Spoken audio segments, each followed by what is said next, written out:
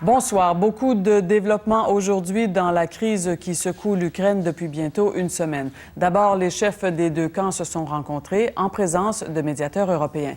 Et ils se sont entendus pour ne pas recourir à la force, question d'éviter que le conflit n'entraîne un bain de sang. Mais sitôt cette rencontre terminée, le candidat défait de l'opposition, Viktor Ющенко, a prévenu que ses partisans passeront à l'action si les négociations n'aboutissent pas. Tout cela pendant que les manifestations se poursuivent dans les rues de la capitale, Kiev. Nous avons deux reportages. Don Murray est à Kiev, mais voici d'abord Nick Spicer.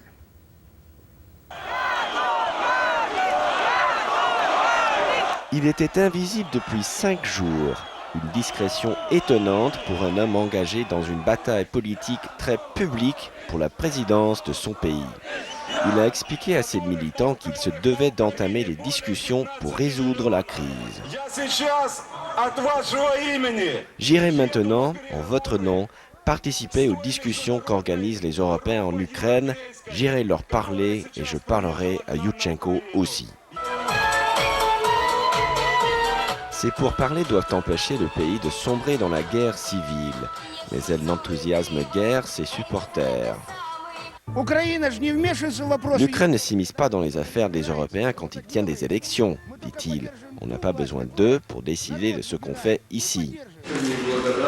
Une première rencontre entre les deux adversaires depuis le début de la crise, sous l'office des présidents polonais et lituaniens, ainsi que le chef de la diplomatie européenne. Les discussions ont débouché sur un accord minimaliste, renoncement à la violence et poursuite des pourparlers. Pas assez pour l'homme qui a fait descendre des centaines de milliers de manifestants dans la rue. Viktor Ющенко exige une reprise du deuxième tour de l'élection, sinon il a menacé de passer à l'action sans préciser comment. Mais des milliers de ses partisans sont déjà passés à l'acte, en bloquant l'accès au Conseil des ministres, lieu de travail de son adversaire, le Premier ministre Viktor Yanukovych.